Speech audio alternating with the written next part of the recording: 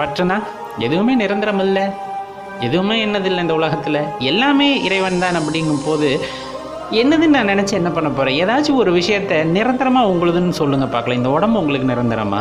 இல்லை உங்கள் அம்மா உங்களுக்கு நிரந்தரமா? அப்பா உங்களுக்கு நிரந்தரமா? இல்லை வீடு உங்களுக்கு ஏதாச்சும் ஒன்று நிரந்தரம் அப்படின்னு ஒன்று சொல்லுங்கள். நிரந்தரம்னு எதையும் சொல்லவே முடியாது.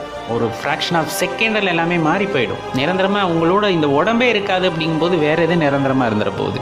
ஆன்மீகத்தில் இறைவனை உணர வேண்டும் என்று நினைத்தால் இந்த மாதிரியான பற்றுகளிலிருந்து நாம் முதலில் வெளியே வரணும். ஆசை பாசங்கள், இது என்னது, என்னால் தான் நடக்குது, நாளைனா ஒன்றுமே நடக்காது, நாளைனா இந்த உலகமே சுற்றாது, இப்படிங்கிற மாதிரி எண்ணமெல்லாம் வச்சுக்கிட்டு இருந்தோன்னு வச்சுக்கோங்க, கண்டிப்பாக எதுவுமே நடக்காது. நீங்கள் போய் உட்காந்துட்டு லட்சம் மந்திரம் சொன்னாலும் சரி, பால் அபிஷேகம் தேன் அபிஷேகம்னு கொண்டு போய் பண்ணிக்கிட்டே இருந்தாலும் சரி, எல்லாமே வீண் தான்.